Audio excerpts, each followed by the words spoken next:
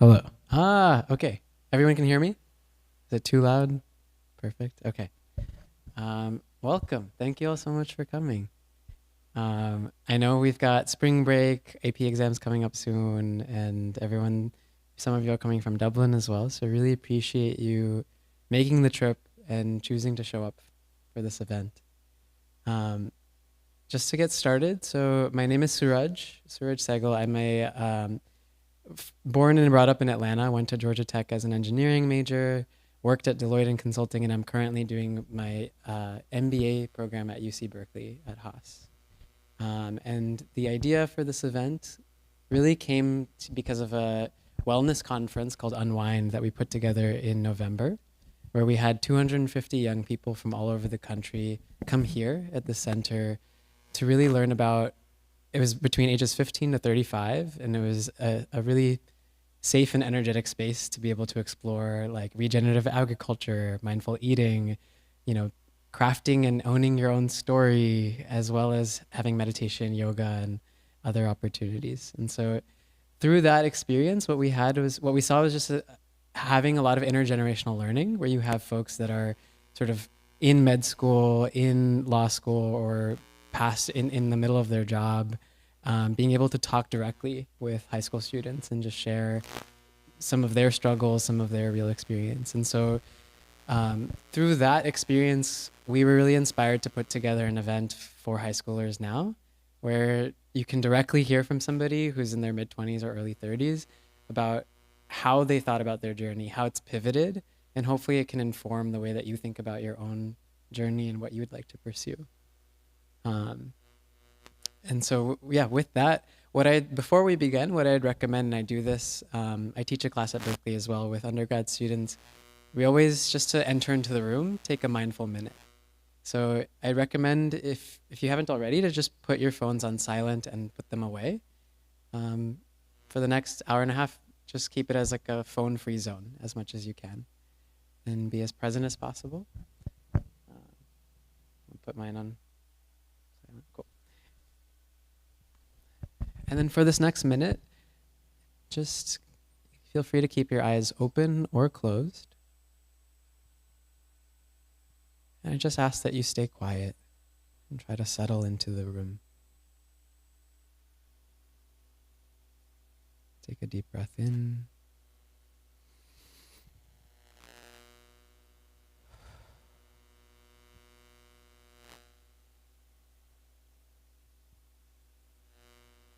Feel your feet planted on the floor. And your seat against the chair.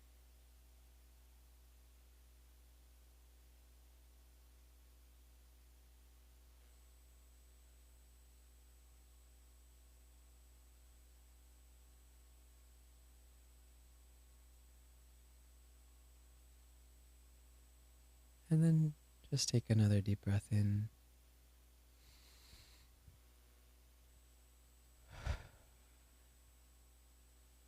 And very gently try to re-enter the space, opening your eyes. Cool. So again, thank you for doing that, and I encourage you to, again, keep this as a device-free zone for now, and really try to be as present and engaged as possible, and welcome. To get us started, we have an incredible cast of people in front of us with some really eclectic and diverse journeys. I know many of these people personally over many years, and so it's been really incredible for you to get a chance to hear from them. And so I'd like to start us off with the question of who are you? Right? And I'll ask this sort of several times so we can peel back some of the layers. But I'd like to start with Ashwin by first asking, who are you, Ashwin?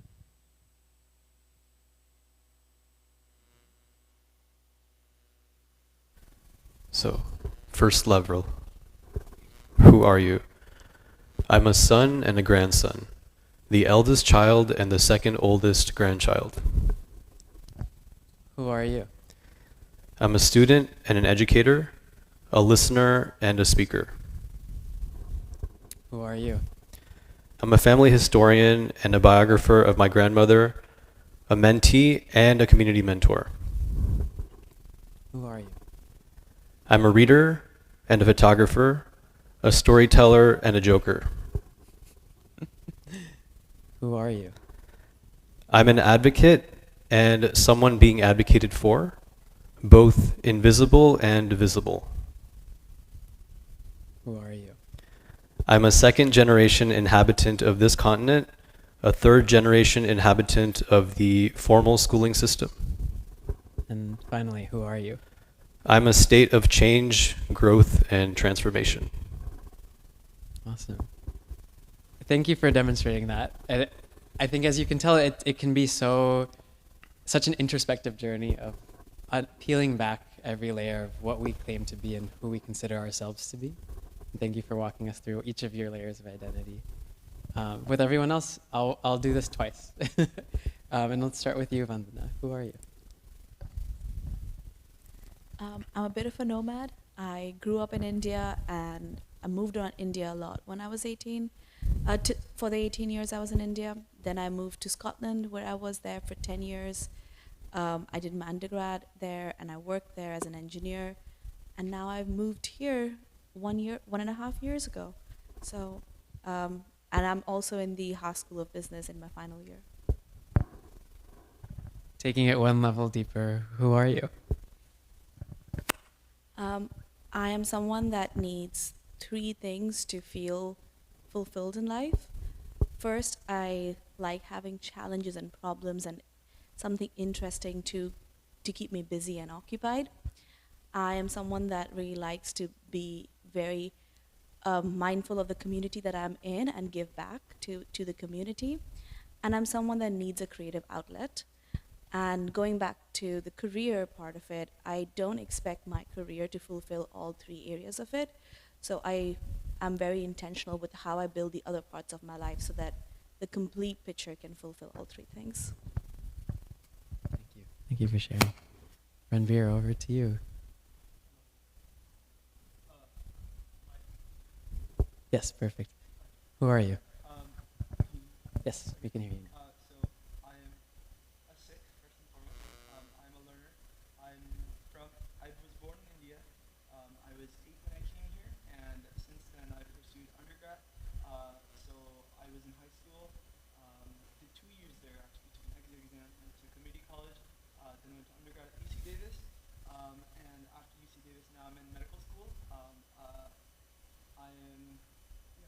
Yeah. Do a mic adjustment. It is on. No, it's working. Okay, I think that's better. Better, Yes. yeah. Okay. Do you want me to say that again, or do you guys hear me? Why don't you say it again for some folks in the back? Yeah. Yeah. It's okay. Oh, sorry. Okay, so hello everyone. So my first identity would be that I'm a Sikh. My second identity would be I'm a student. So I was 8 years old when I came from India to here. I pursued high school. I'm from Fremont, so I lived here. I've lived here for all my life after 8 years. And then I went to community college when I was 16 and went to UC Davis, and now I'm a medical student at Torrey University. And if I were to ask you to go one layer deeper, who are you? I'm a disciple. I'm a content human being. I'm someone who wants to pursue oneness. Thank you for sharing. Nika, over to you. Who are you? So, the world. I was born on the East Coast, and then my childhood was in Texas, and then now I'm in the Bay Area, and I'm born to a father who's born and raised in India and has lived most of his life outside of India. And then on the other hand, my mom was of Indian origin but born in Sweden. So I'm just a congregation of conflicting cultures, but I like to think of myself as a person of the world. Nice. Who are you? I am also a person of paradoxes. I am a perfectionist, but a procrastinator. I am a homebody, but an explorer. I am the color black and white, but then sometimes I'm full of color. So I can never be one person. I'm just everything at once. Nice. Thank you. And finally, Shivanshi, up to you. You guys hear me? Oh, okay, sorry.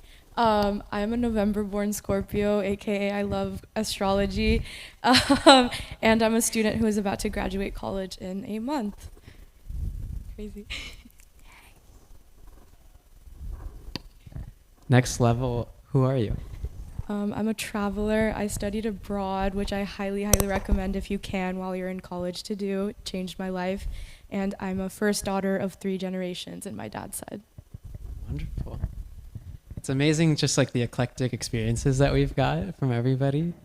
And that initial, I'd say what I love about this question is that when I first entered college, everybody will ask, name, major, and where are you from? Right? And somewhere I felt after the, like 3 months of doing this, I was like, I want to know something else. I want to know, go a step deeper, and we are much more than some of these labels that get put on us. And so with that, that kind of inspires us the second question, which is going a step deeper to understand your different backgrounds and how that might have influenced you. I'd like to know about how you grew up and how it influenced what was considered normal for you, and how that might have inspired what you were thinking about. And how about we start with Vandana and kind of go down the line, if that works? Thank you. So how I grew up with a younger sister, and I think that being the older sibling played a really big role in how I was raised. I was always not just a sister, but like a guardian of her as well, in a way. And that meant that throughout my childhood, there was I was always the person that was looking to make the more sensible, the more mature choice, in a way that always led to making decisions that were a little less risk-taking, quite risk-averse in my decision-making.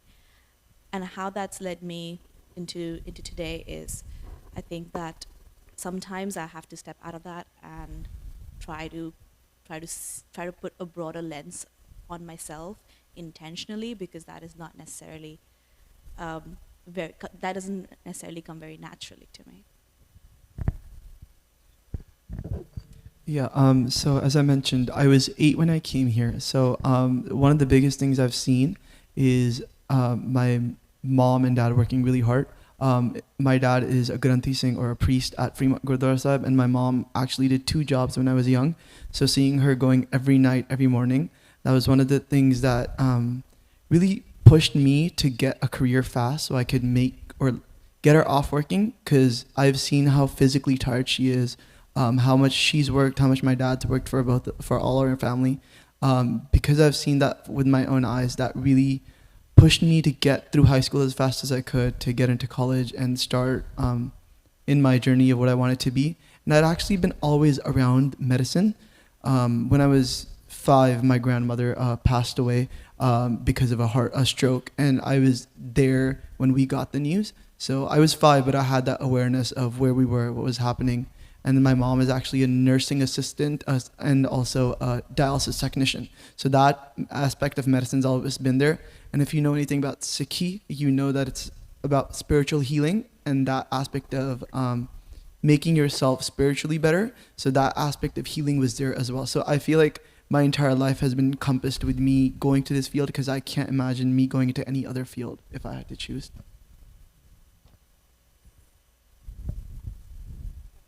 It on? Okay, cool. I feel like for me, like I mentioned earlier, I grew up in Texas, and I feel like finding my identity was always hard, because there wasn't always a lot of kids who looked like me or people who had a similar upbringing. So I kind of had to figure out who I was in like a lot of different shapes and forms. And I had a very opposite experience to what Vandana said. I was the younger sibling to an older brother, so he had to make the calculated decisions and like be the model child, while I was kind of the wild child who would just throw stuff at the wall and see what stuck. And I like everything in the world. Like I like to try different things. I don't like to limit myself or put myself in a box. And I feel like throughout that experience or that way of living my life, it's been hard, but like fun in a way to figure out what I want to do with the rest of my life and even choosing my career that way. So yeah, I feel like I've had a variety of upbringings and backgrounds just from the people who raised me, and yeah. For me, grew up in the suburbs of Fremont. You can see from like the layers of who are you that I've definitely had a lot of time to think about it. And I think when you think about like who are you and what is your normal, how did you grow up, it like really intersects. And if you ask me like 10, 12 years ago, who are you, but also how did you grow up, I think my answer would be different. But now my current answer would be grew up in the suburbs of Fremont, had a lot of privileges, had a lot of opportunities, and that kind of really informed what I do now. I'm a decade in on this journey, but I'm currently an educator. I will have the audience and the panelists. They both don't know what level of school that I teach, and I want to keep that as a surprise until the end, but I'm a decade into that.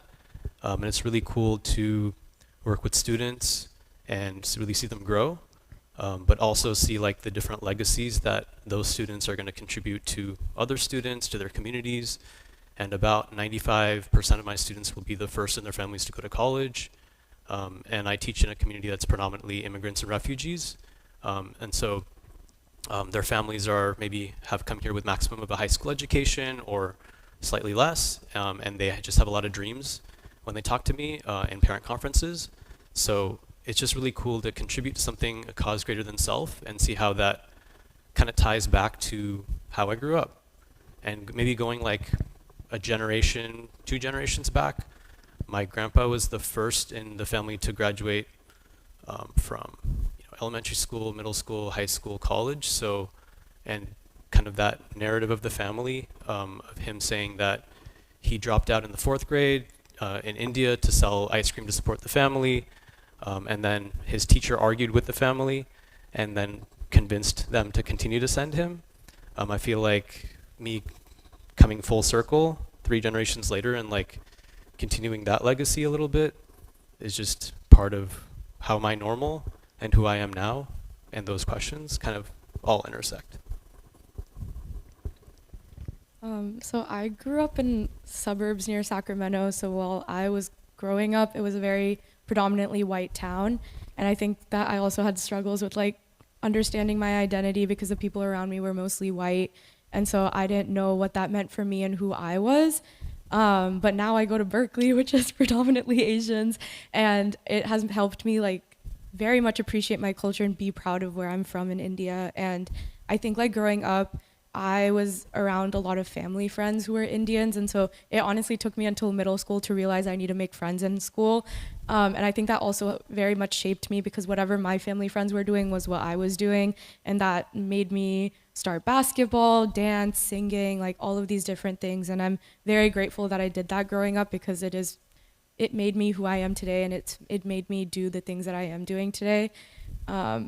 And I also have an older brother, and he's 6 years older than me. And so growing up with him, like I definitely had to learn my own independence because he never babied me. And even though in the moment I really hated that, I look back and I'm very grateful for that because anytime I was going through something, he would be there to help, but he would always be like, you need to work this out on your own. And I'm very glad because I feel like I can see that independence in myself right now. Amazing. Thank you so much for sharing. What really stands out to me as I hear you all share your very unique like upbringings and things that have kind of influenced and brought you where you are now is just how different like normal looks like. And if we consider each of us seeds, like the soil and what we are nourished by is all different, and we end up in growing in different ways. Right? I know for me personally, it's like the narrative and the stories with my parents being the first to come to the US and their family was a lot about education. It was a lot about how my grandparents had to move over to Delhi and lost everything that they had during partition time, and how education was the only way for my dad out of 3 siblings to really have a chance at economic stability. Right? But when I think about some of my friends also in college at Berkeley, it's like we each have different drivers and how things that maybe we're not proud of in the moment, but we can reflect back on and say, I'm really glad that so-and-so was harsher with me. That really brought out some potential. So thank you for sharing that. Kind of shifting gears more towards the current path that you're on, the career, maybe the career or journey that you're taking right now. I'd love to know about when you first encountered that path that you're on. And maybe we'll start with Shivanshi and go this way. Yeah. Yeah, so I'm about to graduate college in May, and I want to go into marketing. And I feel like it also, I see my brother as like my biggest role model. And growing up, we were not that close. And so the way that I tried to connect with him was through music and sports. And so when I started playing basketball, I would play 2K14 or whatever with him, or like would go watch the Kings with him. And I like started to notice how much I liked sports. And so till 9th grade, I played basketball, and then I quit because that was a whole different story. But when I came to Berkeley, I wanted to work a part-time job so that I could earn my own money. And I saw that there was a job within the intercollegiate athletics program at Berkeley doing events management and marketing. And I decided to do that because I knew I liked sports from when I was with my brother and like also playing basketball. And after starting that, I realized how much I loved being in the sports industry. It was so cool working all these different games and like seeing all of these different like fans come for lacrosse, softball, basketball, football, and like also just meeting such a cool community. And it ended up leading me to getting a part-time job this past season with the San Francisco 49ers, which I was very, very grateful for. It was super awesome working like with events and fan engagement with that. And I don't know if I will be continuing going into sports, but I think that it was very interesting that starting just like wanting to hang out with my brother is what led me to getting like a very cool job in college. So I'm thinking back like a year out of, or let's say an undergrad, did poli-sci. And for me, I was kind of like in like public service oriented things like in high school and in college too. So I wanted to stay on that public service path. And I knew I wanted to be like in the field. And for just like maybe like a couple months after college, I wanted to see if I really wanted to work for the government, like work maybe in like State Department or something where like you're not running for office in politics, but you're working for the government in service of people. Did an internship in Washington, D.C. A couple of months after graduation, and I saw like sitting behind a desk or like being inside a building where you're not seeing constituents face to face. I was like, I want to be in the field. And I was thinking, you know what if I go into like foreign service, like diplomacy kind of stuff? And for that, I was like, okay, for that I need experience. And sometimes for experience, you need experience. It feels like kind of like that. So I was like, okay, should I go do Peace Corps or something that is abroad? Okay, for that I need experience. So I started, what if I just did the domestic version of the Peace Corps, which is AmeriCorps, which is national service. You're not in the military, but you're considered serving your country, national service. And I did that for a year in Eastside San Jose, and I really fell in love with that community that I was serving. And I was like, you know what, I can't leave my students after a year. I want to continue with them. So I did a second year there. I was like, and one of the people in one of the classrooms that I was teaching in, because at that time I'm not teaching with a full teaching license or qualifications that you need for that. That teacher was watching, and they're like, you know, you should really become a teacher and join us. I was like, me, really? Because I had not seen that. That was not in my internal brochure of the things that were open to me. And she was like, yeah, I think you would really, we need you like join the front line with us. And I was like, I said, but I don't want to be a cog in the wheel. Like, I don't want to be part of the system. But here I am part of the system now. But like, fast forward, I was like, okay, I'm gonna do one more year of national service and really make sure that like I want to do this, because I don't want to go into grad school just because it sounded, that, you know, field sounded cool. So I did a third year. So by that time I had done about 5,000 hours in classrooms across Eastside San Jose and East Oakland. And those spaces are very different from the suburbs.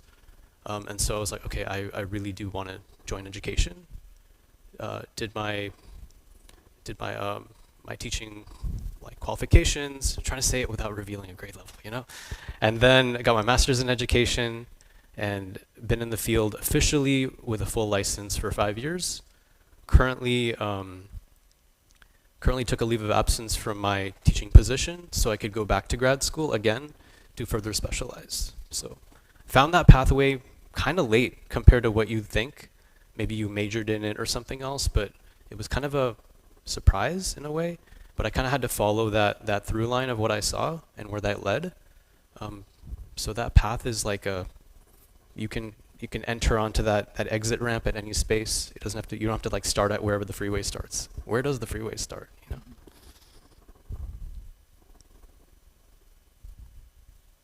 So going back to like what I said in the last question about me being like going with the flow while my brother was the more calculated choice, I think from age like 5 or something, he always knew he wanted to be a doctor. And both of my parents are in STEM. So then I thought, being like a child of an immigrant, being Indian, like, okay, my like life path is going to be chosen for me and I'm just going to have to follow whatever they say. That did not happen. So then I had to figure out for myself what were my own choices, what was my own like yearning in life. And I think the first encounter I ever had with business, because I'm in business now, was when I was 10 years old. I took a trip to India and I discovered henna. And then I came back and I realized that like in India you go anywhere, there's like people on the side of the road doing henna for you anywhere. And there's nothing like that here. So I started my own henna business. It started with people on the street that I knew, like on my block. And then I expanded it into school. And once I got to high school, I like grew that kind of ability I had, that creative aspect. And would do it for clubs to raise money. And I think from there I realized that I had this knack for creativity and this knack for business of managing finances and supply chain and all this. I didn't know the words at the time, but now I do. And how I developed that was I joined a club in high school called DECA, which I'm sure you guys might have heard of. And through that I was able to figure out what I did and didn't like. And the cool thing about business, and actually any field, is you can kind of shape it into whatever you want it to be. You can find different ways that it intersects with all of your different likes and wantings from what you want out of life. And sometimes getting to that point of where your likes intersect can take time. Sometimes it's easier to find. So a little bit about where I went from there. I did DECA. I was trying to apply to colleges when I hit junior year, and I really didn't know that I wanted to do what I wanted to do specifically, but I knew I wanted to do business. And my first instinct was like, okay, do I go to community college for 2 years and then go to a 4-year and figure it out? But I ended up at SJSU and just jumped right straight into it.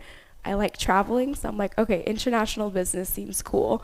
And I mean, it is cool. I did enjoy that subject, but now I'm at Meta and I'm doing technical operations essentially. So it's a lot of event management. And it's funny because all of my past experiences, the internships I did through college, had nothing to do with what I do now. Everything I do, I've kind of learned on the job, learned from experiences. And so I think my learning and what I'll continue to do as I grow and go on in my life is anything you've done previously does not mean you have to do it as you go along. You can find bits and pieces of what you've learned previously and kind of shape that into what you want to do in the future. But I think a lot of the messaging I got when I was in high school was you have to figure out what you want to do and you have to figure it out right this second and you have to start working towards that. Otherwise, your life is going to be a fail. And I mean, I didn't know what I wanted to do, and I don't think my life's a fail at this point. But I guess all in all, what I'm trying to say is you don't have to have it all figured out, but just go, figure out what you like and start moving towards that, and you'll figure out more of your likes and dislikes. Yeah. So as I mentioned previously, I knew because of the people that I'd been surrounded with, I knew that I was going to be a doctor quite young. And I'm also the oldest in my family, so it was said I knew at the age of 5 I was going to be a doctor because I knew that was where my career was going to be. But I feel like the moment that I chose medicine, because I had a huge time when I was in high school and undergrad where I was I want to be a teacher, I want to be a professor, I like teaching, I like students, I like talking to students and teaching them, because I also teach at my temple. I actually did an internship during my undergrad at a charter school, and I taught children. I was some of my favorite things I did, but I didn't realize how hard it is to. I know you guys are sitting here, but the parents are really hard to deal with, especially when you're teaching children. So that was one of the biggest things that took me away from education. But then when I decided to pursue a field in medicine, it didn't hit me until we started a clinic at our Gurdwara, our Sikh temple. And we have a clinic, and I was one of the co-founders for it. And that was the biggest thing that changed my whole mindset into medicine.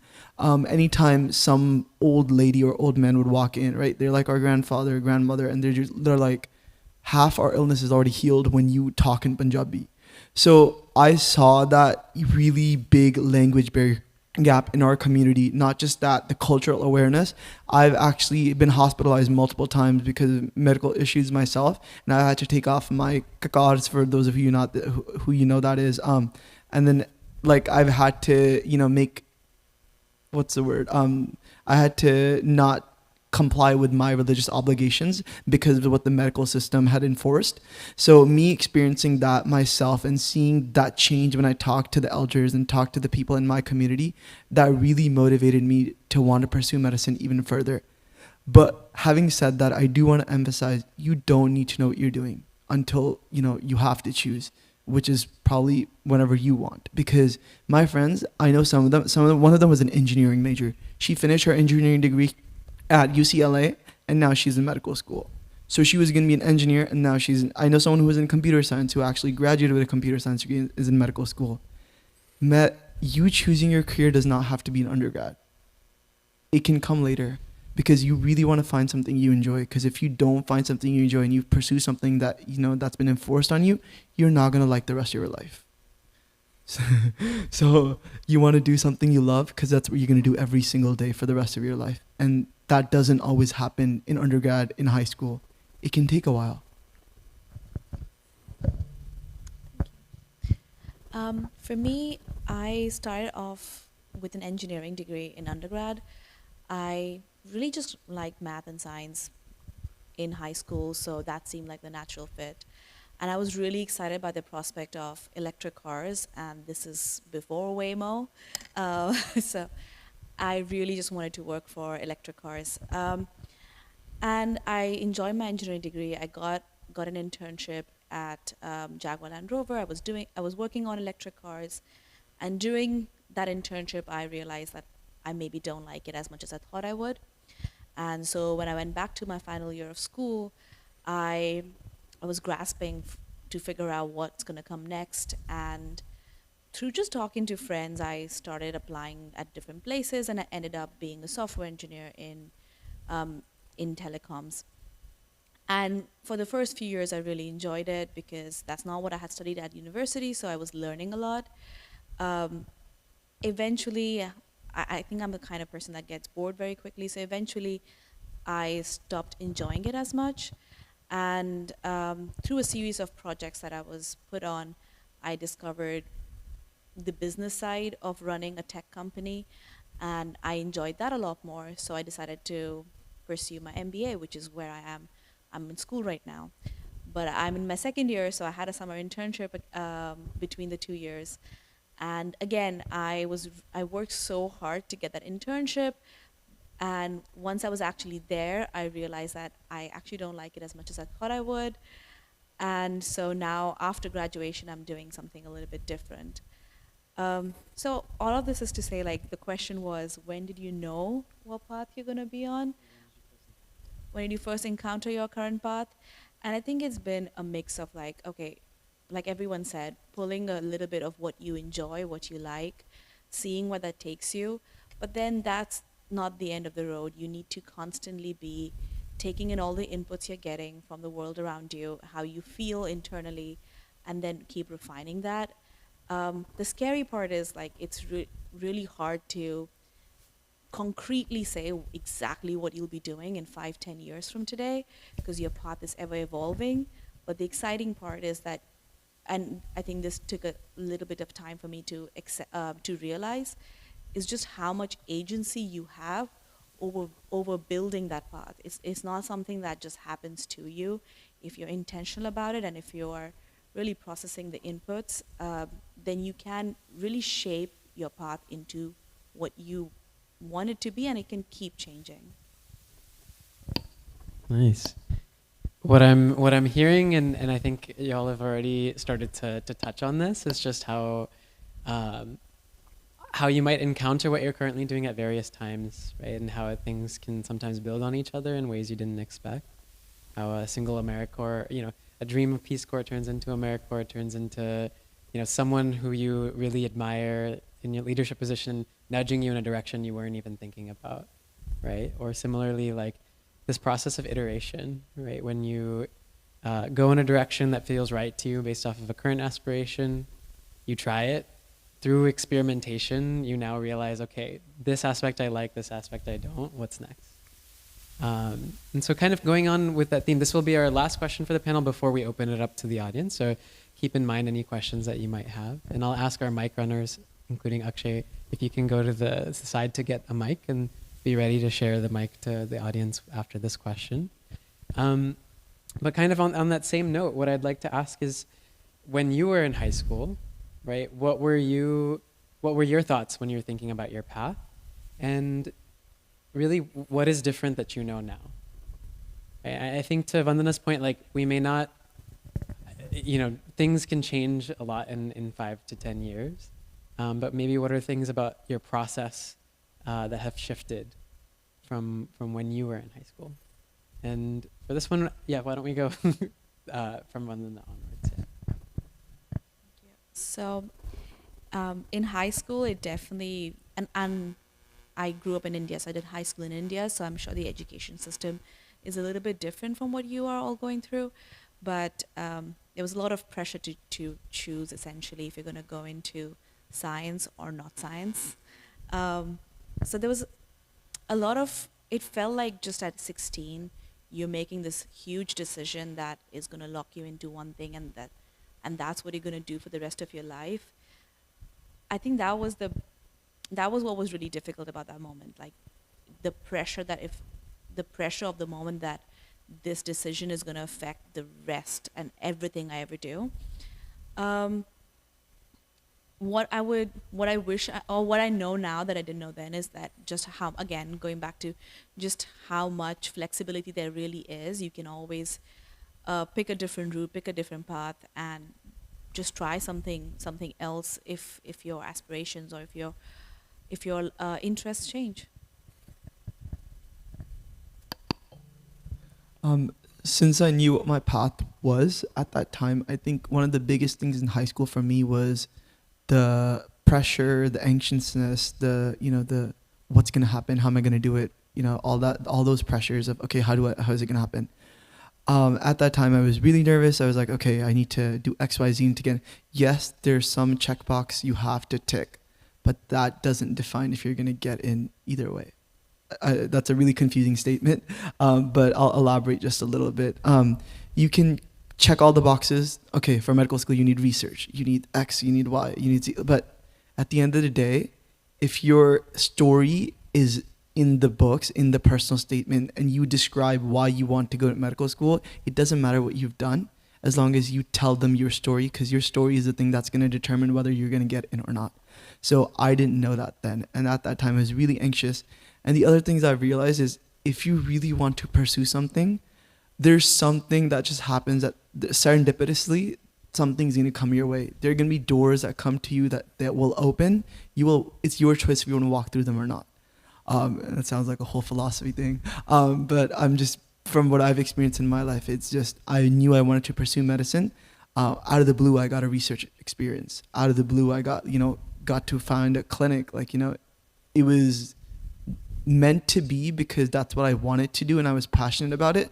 So if you are passionate about something and you want to pursue it, there will be doors that will open for you because you are passionate for it.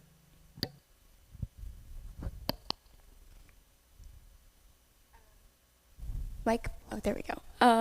One thing I realized just by looking at my dad, so like I said, he had a STEM background. He was a biochemist, worked in a lab, he had a PhD, got to the highest level there, And I think when he was about 45, he did a complete career change. He went from being a scientist in a lab to doing product management. And I forgot, I was like a teenager at the time, a really early teenager, and I saw that change. And that kind of influenced my thinking as I went along in life. It's like at any point you can change who you are and what you're doing and your impact in the world. So then in high school, like I was saying earlier, I didn't know what I wanted to do. I knew I wanted to do business, but I didn't know in what form. And I had a lot of different commentary, a lot of different counselors, people telling me you have to get into a UC, you have to get into a prestigious college, otherwise your life is not going to be set anymore. I ended up going to SJSU, which is a great school. It's not UC, but it's a state school, and I learned a lot there. And I feel like when choosing that college, I chose something that would work for me. Like, there's smaller classrooms. It's in the heart of Silicon Valley. And I discovered myself a lot through the processes of that school and the clubs and a lot of the offerings. I thought I wanted to go into tech, and then I didn't want to go into tech, and now I work in big tech. So things keep changing rapidly, and like what you've said and what about my brother that I've talked about, like knowing his path from such a young age, I feel like every choice he made from that time when he decided he wanted to be a medical professional, like he did a summer internship in high school and everything was very calculated, and now he's graduating med school and I see his hard work paying off. Everything with me has been like what interests me, what doesn't interest me, jumping around from different things, but all those experiences have combined together to become the person that I am. And even now in this path at Meta, like I don't know if I'm gonna stay in like this big tech world forever. Like I worked previously in food and beverage, and I think like you have the opportunity in this world to explore what interests you, but just try to like at least get a college degree first and then kind of explore yourself from there, is what I would recommend. But the world is limitless, and I feel like a lot of times people try to put us into a box or try to put us on one lane, but you can put your indicator on and change lanes. No one's going to stop you from doing that once you figure it out. So, yeah. I want to go meta for a moment, like metacognition. So like as an educator in school, and I have to kind of like help students figure out both the state testing system, but also figure out like how to actually solve problems, which is two different things. And in schooling, you're implicitly or explicitly told that there is a right answer. And because it's easier for teachers to grade these kinds of tests, we give you multiple choice questions. Sorry about that. So multiple choice questions give you a series of answers that are already narrowed down for you. They're chosen for you to make it a little bit easier for us to grade and make it easier for you to choose the right one. Maybe you have to go through a process of elimination, but then, like those questions, you're like A, B, C, D, or A, B, C, none of the above, or A, B, C.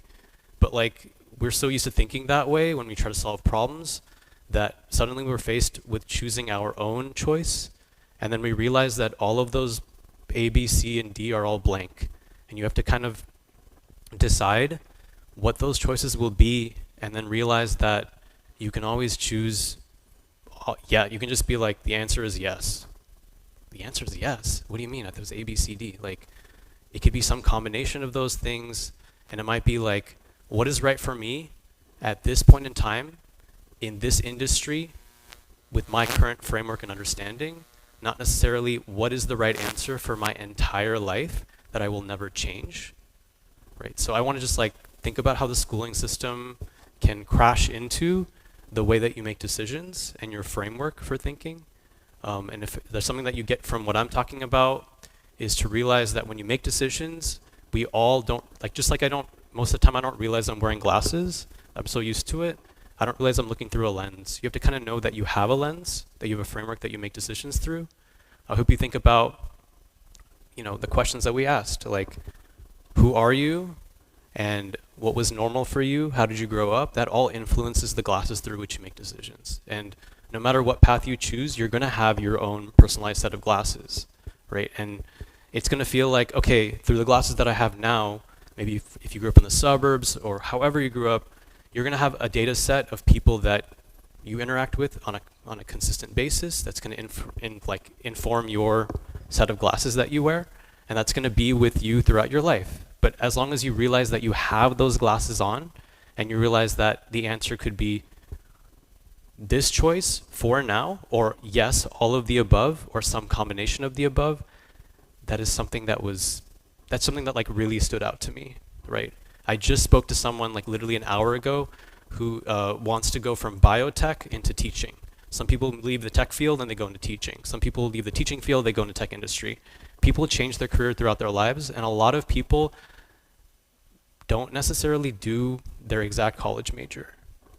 It's a path, and it feels very different from the way the school system works, where the choices are sort of narrowed down for you, but the reality is you have choices that all of those choices are blank for you to create or to combine. So I wanted to go into journalism when I was in middle school and high school because all I wanted to do was travel.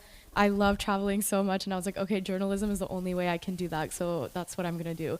Then I realized that is not how it works. And I even like in my senior year when I was trying to decide on what majors I wanted to apply to, when I was applying to UCs and other colleges, I was either doing like communications, business, journalism, stuff like that, because I knew I hated math and science, so I was gonna go more of the history, sociology, and that track. And I also was not going to apply to Berkeley at all. Like literally the day I was submitting all of my UCs, my brother came into my room and he was like, why are you not applying? And I was like, I don't think I'm going to get in. Like, what's the point? And he was like, just do it. Like, who cares? And then I got in. So I agree with everyone. Like, you never know what's going to happen. Like, just because you're scared that it's not going to work out or whatever doesn't mean that you shouldn't. And I still tell myself to this day, like, I'm still applying to jobs right now. And like, there are some that on LinkedIn will be like over 100 applicants for a big company. And in my head, I'm like, what's the point of applying? But I'll never know unless I try. So that is like my biggest advice is like, keep doing things and like keep putting yourself in positions that even you may not think that like you can do. Also like I was talking about in sports, like I never thought I would do anything in sports while I was in college, but because I got this part-time job out of nowhere, like I started to go like so much more into sports. And so I would say when you're in college, like explore everything. Like even if you have a slight interest in it, like go to a meeting for a club or go to the coffee chat with someone. Like people are very much willing to help you out, even if you think they might not be. So like try to explore as much as you can because you never know like where it will lead you to. Nice. Thank you all so much for sharing. And with that, I'd like to open it up to the group. And either parents or students, feel free to raise your hand if you have any questions that you'd like to ask to one person or maybe the whole group.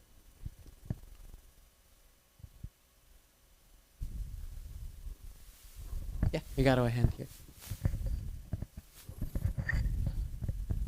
What was your guys' high school GPA when graduating?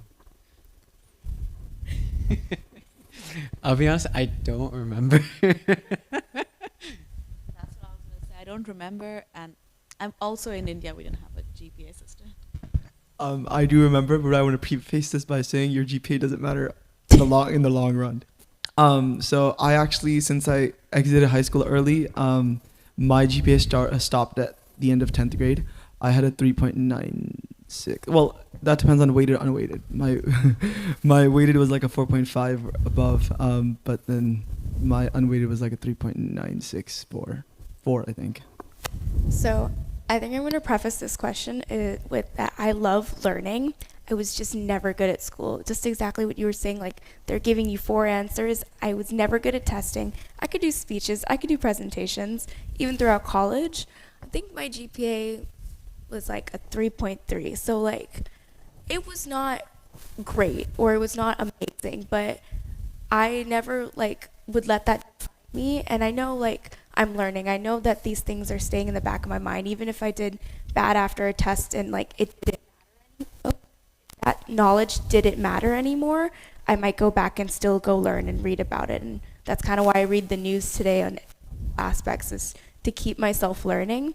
But like you can't let those numbers define you, even if they're like amazing, like a 4.5. That's what my brother had. I had a 3.3. Average is somewhere in the middle there. But who you are as a person is not defined by numbers. I did great on my SATs though, so don't get me there. But yeah, I think while it's important and like they try to put you in a box with these numbers, it can matter, but it in the long run doesn't matter. Can I go ahead and break the third wall and ask you a question about what's like when you're asking the question about what GPA do you have? What is your reasoning behind that question? Some of my senior friends with 4.0 and above, they have gotten into an UC Berkeley and UC, like a lot of UCs. So, and the reason behind is like different types of UCs expect different, some UCs expect for extracurricular and other UCs expect for academics. So that's what I was wondering. I asked the same question to everyone who graduated from high school. So Suraj, how much time we got? Like 5 minutes. How much of that time is between us? Yeah. And that will be more questions. Okay, let me make this a 30-second thing. My GPA, you can ask me in the group side if you want, but just know that there's many paths no matter what GPA you end up getting, right? I think it's more about your questions about you, right? Not about me. Like maybe your GPA is the best that you can do with the classes that you have that you can handle at the moment. There were friends in high school who were taking like 5 APs. I don't know why they were doing that. They were failing multiple classes. I don't know why. That was not their bandwidth. What is your bandwidth? What are you able to handle? And then hopefully you're able to do that now and learn how to do that now so that later, 10 years down the road, you don't burn out in whatever profession you're in. So do what works for you. Do the best that you can. And I'm sure that there's a college out there that wants you. And then many other things besides your GPA that talk about the who are you, they want to see that. And they want to see that in combination with your GPA. So if you want to ask me my GPA, please do that in the group. But just know that I'm going to ask you more questions about why. I think that's beautifully said, yeah. I can't remember either, but the advice that I got was take the APs that you know you'll be good at. And again, like I said, like I don't like math or science, so there was no point in me taking AP Chem. And I'm glad I didn't because I know I would have failed that. But the APs that I was taking, I was getting A's. So I did have a pretty good GPA, but I can't remember what it is. But to also let you know, like about colleges, like yes, it does matter what you have, but like it is a tad bit of a lottery system. I have a friend, she plays rugby and she got offered a scholarship at Harvard and got into UC Berkeley, but didn't get into UC Santa Cruz. So it is literally somewhat of a lottery system. You never know. So just put your best foot forward and see what happens. But go ahead. I just wanted to say, if you looked at my high school GPA versus my college GPA, they're two completely different things, and I still got into medical school. So at the end of the day, as I was saying, your personal statement, the reason, the why you want to get into medicine or why you want to get any field, even colleges, when they read your essays, they're looking for a person. They're not looking for a number. They're not looking for, because you can have, I've known people who haven't had great GPAs and gone to really good schools, right? Just because your GPA doesn't define you at all. It's who you are and why you want to go to that college. Because ultimately, Davis was the right choice. I almost got into UCLA and I didn't think that was the right choice for me. And I chose Davis because I felt like that vibed with me more. So it depends on who you are as a person, what college you match with. Yeah, and what I was going to add on was just, you don't need a UC to just be successful in life. I feel like my mom got brainwashed into this. I got brainwashed into this, that you need a UC on your transcript to be the person that you think you should be in life. You can go to any university, college for 4 years, and still become a successful person. Like, the people like Steve Jobs and others didn't even go to college and became successful people. Obviously, those are like 1 in a million chances, but I feel like we're almost brainwashed in the Bay Area to think, oh, I have to get into UC, otherwise my life is done. I went to SJSU. I did get into UCs, but they didn't fit the major, like the curriculum or the life I wanted for myself. Like I wanted smaller classrooms. I wanted more one-on-one interactions with professors, and I saw that happening at SJSU versus a different university. But don't get brainwashed. You got this. Nice. Couple more questions. We have time for a few more. Yeah, one up here in the front.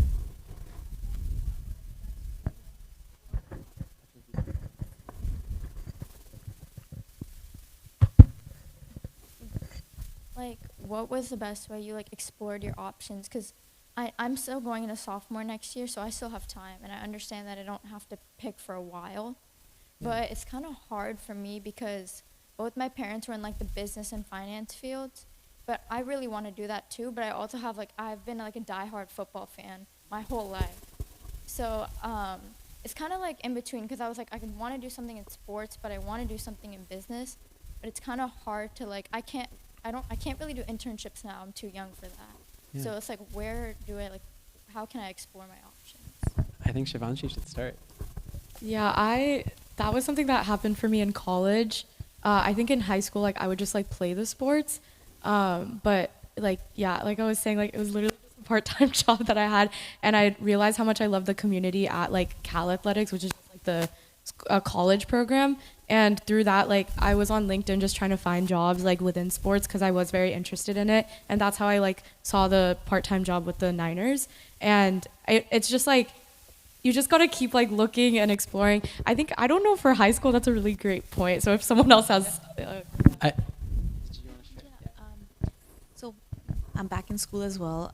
And one of the things that everyone keeps telling me is that to abuse the student tag. Like when you go and talk to anyone and you're like, I'm a student and I'm exploring career options, I would love to know more about your work, your life.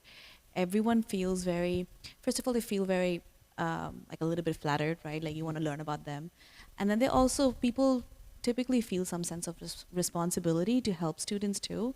So I think that is one way to quickly learn about different lives without having to live them. And again, yeah, with the high school thing, it can be a little bit difficult to have that, like how do you find these people? It's a little bit easier, obviously, like if you have LinkedIn or stuff, but maybe through your parents, if you can like ask them about, do you know someone doing this kind of work, and they can put you in touch with people, or your friends' parents. Try to find people in your network that are doing different things and try to understand what their lives look like. And we have in medicine something called shadowing, and that is one of the biggest things that you can do as a high school. I have a sister who went through that, and she's still exploring, what do I want to do? One of the biggest things I tell her is, we know XYZ, we know an uncle, we know an auntie, just ask them, can I shadow you for a day? Can I come to your work? And more often than not, they're very happy to have you there. Obviously, they have to like sign some waivers and stuff to like get you in that place, but they have no other responsibility other than you being there and just watching them do their work. So that is a really cool thing to say, can I shadow you for a day? Like any career, any place, and they'll be willing to do that. Yeah. I think we have time for one more question if anyone I has. added one thing for her question. One thing you shouldn't discount is volunteer opportunities. I went through the exact same thing where like my parents, my brother, they were all in STEM while I wanted to go the business route. So like once I got to college, obviously I explored more college or volunteer opportunities to decide what I wanted, but see if you can like create a LinkedIn and find people that way. Yeah. Okay. Anyone else before we go back to? Yeah, one more. Right here. No, right in front of you. Yeah. We'll come back to you. So, like for starting businesses in high school, like especially the henna business, how do you start that? And do you know if that like helped with college applications or later in your life? Yeah, so for the henna business, I was more of an unofficial, like under the table business in high school, but I did later create an LLC. I don't know the legalities on this. You might need someone who's above 18 to help you if you wanted to create a business. But it's super easy to create an LLC. There's lots of tools out there to help you do that. And as far as how it's helped me in my career, it didn't help me right away to get into college. Like that wasn't like a direct link. It did feed into like helping me get leadership opportunities in clubs. And when I had like my interview for Meta, I think we talked about, like I had an Etsy store during COVID. Like I'm a creative person, so I want that. And like half of my job interview was talking about a random website I created, my Etsy store and my henna business, because they wanted to know me and like my background as well as like all the stuff they can read on a resume. But having these unique things that kind of are your personal interests and lead you to who you are, people want to hear about that. So never feel like, oh, other people are doing this, so I have to take this path. Don't be afraid to just like start your own thing, and even if it leads nowhere, you tried it failed, like that. About sorry, this keeps coming out, but if you tried and failed, that's still a better experience than like anything else, I think. I personally haven't started a business, but one of my best friends did in high school, and literally it was just on Instagram. Like, she sold jewelry, and what she would do was just put like have her friends model for her with her jewelry pieces, and then she had pop-up shops at her house, and like all of her friends would come. The first time it was literally just her friends, but because her friends really liked her jewelry, like more people started to come to more of her pop-up shops. So I would say social media is like your best friend. Like, the more you put yourself out there, like your business will also do really well. Nice. So we're getting close to time. So what we'll do before we transition into small groups, so you'll have a chance for your extra questions to actually meet individually with folks and be able to ask them directly as well. Before we do that and break off into small groups, and I ask you to stay for at least the next 30 minutes, I'll just ask each of the panelists any closing thoughts about like the way that you've been, again, focusing more on process. Let's keep it to like maybe a minute of like just any closing thoughts that you have. If Shivanshi, if you want to start. Don't stress. I know that's like easier said than done, but also something my dad always tells me is like, always have one person around you that you can always go to for whatever problem you have, no matter if it's your family or your friends. Like, always just have that one person, because there's this saying where if you spend 12 minutes talking to someone, it'll always make you feel better, and I very much believe that. So always have that one person behind you. I would say, I'm going to go meta again. I would say don't confuse your tools with your jewels. Like, don't take whatever you think is like hyped up and confuse it with the thing that's valuable to you. Like, if it's a skill set, it's your education, it's your experiences, it's your vehicle, whatever that is, it's actually a tool for you. It's really easy to get confused with, this sounds really cool and it's what everyone else is doing. High school kind of, even though people graduate from high school, the high school doesn't seem to end, you know, like the comparison of that.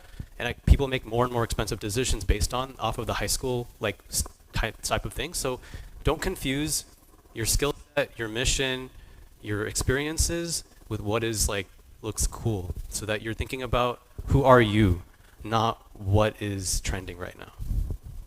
Sam, I think my piece of advice would be like, from when we start kindergarten, like we know where we're going to go next in life. Once you finish high school, you know you're going to go to college, and then after in college, you know these steps along the way, but then you get to like 23, 24, and you're like, I'm at a job, I'm starting, and then what? So I'd say think of your life as that 24-year-old or that 23-year-old of thinking about what's next and what will make you happy, not what people are telling you to do. So just two pieces of thought. One is know your why. That's one of the biggest things. What makes you happy? What do you want to do? Know your why. Why do you want to do it? The second thing I was thinking about was, I totally blanked. If you could come back to me, and I'll just. I feel like everyone's covered so much that there's really not that much new for me to add. Only thing I would say is, don't close yourself off to other opportunities or other avenues that you've not even explored. You don't have to go down every path that comes your way, but you can at least take a second to think about whether that fits you or not. One thing, don't make career your life. You should have your own life besides what you're going to do. For me, medicine is going to be a job. It's not going to be my entire life. I'm going to be a doctor, but my life is not going to be just doctor. I'm going to be a father in the future, a husband, and I'm going to be, a Sikh. I'm going to be a spiritual practitioner. I'm going to do everything beyond just medicine. My life is not going to define me. So it seems a lot right now. It's like, oh, I'm going to be X, Y, Z. That's going to be the entire thing, but it's not. It doesn't define you. Your life is beyond your just job and your career. Going back to who are you? It's not just what your title is, where you work at. It's who you are inside. Nice. The two things I'll add to this, just sharing my own thoughts.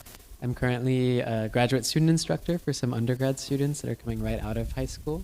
And so I've had a lot of time to reflect on like what are skill sets, especially with generative AI just becoming more widespreadly used. I think the two things, this is maybe the most like just tangible things, is like just reading more. I feel like that's something that like you have way more time now. I know you probably don't think you have a ton of time now, but it'll be easier to say that you have less time the older that you get and then when you have a job. And so really getting to the practice of like, if there's something that was assigned to you to read, to like actually read it and not have it be summarized for you. I think your brain is still developing, right? And if you're in this crucial journey, in this crucial time, if you can really train your brain to sit and read and process information, that will only benefit you in the future. And second is similar to what we did at the beginning of the panel, is like learning how to manage your emotions and understanding yourself. So stress is going to come and go, and there's always going to be stressful moments in your life. That's never something that's going to go away.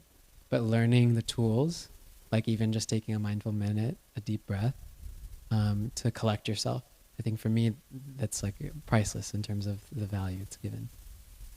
Awesome. So with that, we'll now break into small groups. So each of these panelists, I'm sure there's somebody that maybe you want to follow up or ask a more direct question, or if you don't know and you just want to hear from them, feel free to come to any of these panelists. They'll each be spread out across this room, and we'll have circles around each of them. For the next 30 minutes, we ask that you can go from one panelist, ask a few questions, introduce yourself, and feel free to jump around and get to know them as well. And then after that, we'll have a brief closing, so stick around for that.